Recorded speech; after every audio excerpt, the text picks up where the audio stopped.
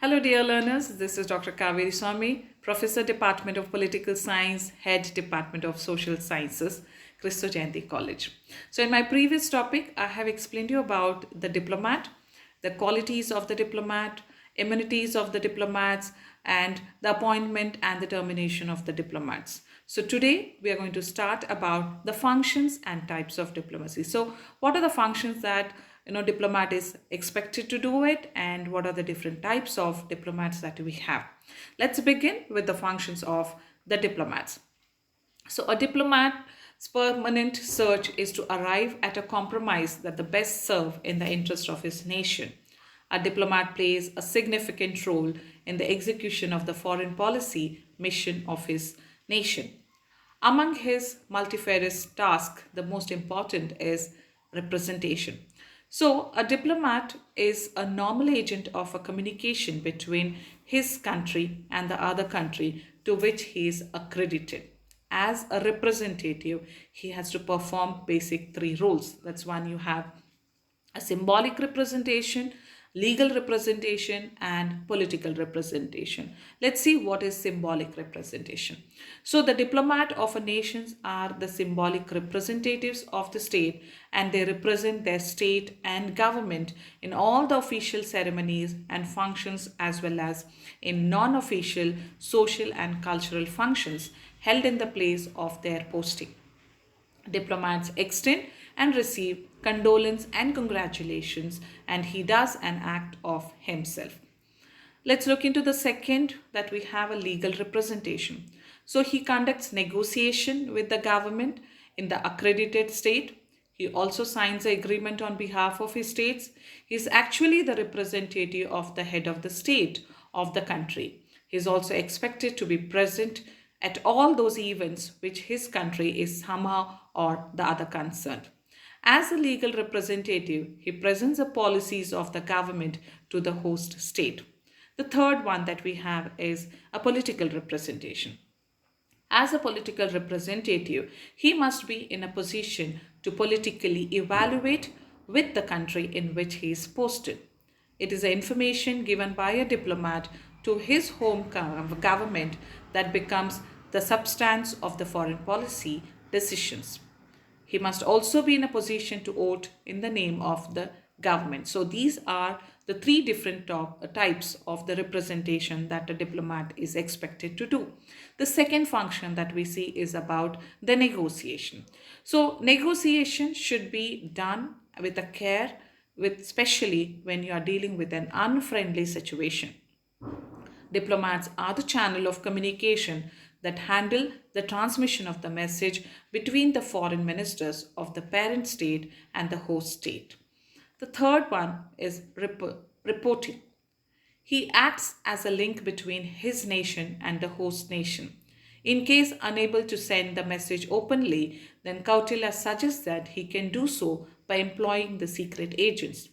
The duty of the diplomat is not only to collect information and send it to the home government, but also to send to the top objectives of his nations to the political leaders and the public of his host country. The fourth one is protection of national interest. A diplomat is expected to perform a twofold duty of protections. So one is you have the protection of his national interest and furthering it by all means as a primary duty of a diplomat. However selfish his method may appear, as it is a rockbed of the diplomatic practice, he has to protect the interest of his nation, keeping in view of the interpretations made by policymakers. He is also required to check or prevent practices that might discriminate against his country or its citizens. The next one is a diplomat is required to protect the interest of the citizens of his own states in the alien country. He is to promote and protect the interests of the businessmen, seamen, nationals of his own country. If they are imprisoned, they can protect their private property and other interests. That is, if the local government does not provide such facilities and services. The fifth one is administration. So administrative office is technically a notice duty of a diplomat. The ambassador, therefore, has to shoulder the responsibilities of managing and coordinating the work of missions. So, these are the 5 functions that the diplomat is expected to perform. Now, let's talk about the different types of the diplomacy that we have. The very first type is, we call it as old or secret and new or open diplomacy. So let's look into what is the difference between old and new, or secret and open. So the first one is a real distinction between the diplomacy. This method of diplomacy was popularized in France, and the characteristics feature of this diplomacy was initially, it was Eurocentric, as the other continents were regarded as colonies. Assume that the great powers had a special responsibilities for maintaining the world peace. Establishment of professional diplomatic services in many European countries started. Traditionally, diplomacy was carried on in secrecy. That's why it was being referred as old diplomacy or secret diplomacy. So, as I mentioned earlier, negotiations were not conducted openly. The general public literally had no idea about the kind of decisions that were being taken. As contrasted with the old diplomacy, there arose a new diplomacy in the early 20th century.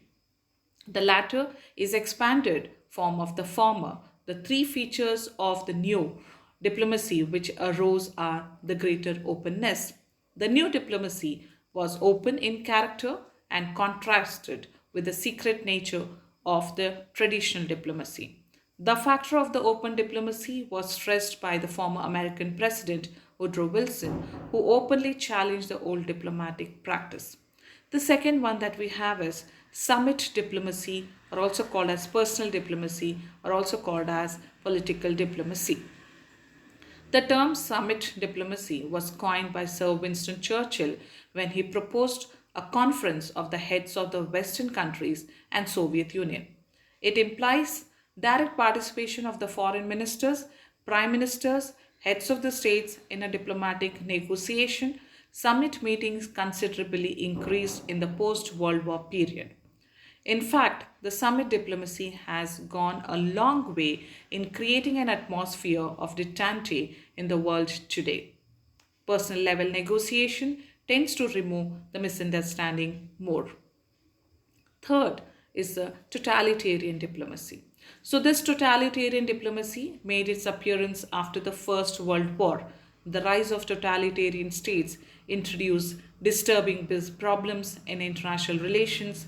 These states adopted diplomacy as an instrument of national policy, but their diplomats became agents of conquest, double dealings, and espionage.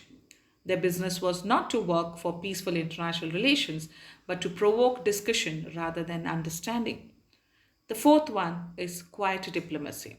So, this diplomacy is closely related with the United Nations Security General in the settlement of disputes. The establishment of permanent missions at the United Nations headquarters are assisted with the growth of quiet diplomacy. Here, in quiet diplomacy, exchange of views of the representatives of the states takes place through the good offices of Secretary General in the world today. The next one we have is a preventive diplomacy. The post-World War period was characterized by the tension of Cold War. For the developing nations, the greatest danger was bipolar competition.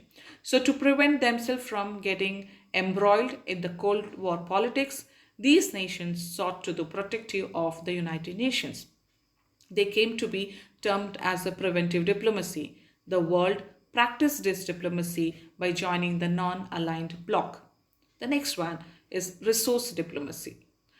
Raw materials is the backbone of the industrial development. They also enhance the power of the state. Modern nation states depend on a petrol product. This enabled the oil producing nations to gain certain privileges over other nations in international bargaining. Such a diplomatic tactics has gained the name of oil diplomacy. The next one we have is bilateral diplomacy.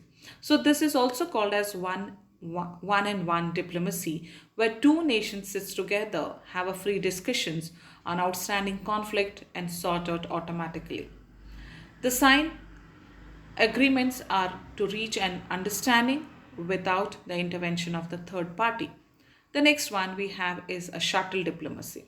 It is a peculiar kind of a diplomacy where the third party provides the platform to bring together the parties at the odds and helped in direct face to face talk to take place. But the third party does not take an initiative but only provides a platform. Literally, the third party takes the horse to the pool, and to drink or not to drink is left to the choice of the horse. For example, US acted as a third party in bringing together the Palestine and Israel in putting an end to the Palestine problem. Secretary of the State's James Baker III shuttled between Palestine and Israel to break the deadlock. The last one that we have is the gunboat diplomacy. So the gunboat diplomacy is a use of conspicuous displays of the military strength as a means of intimidation in order to influence other.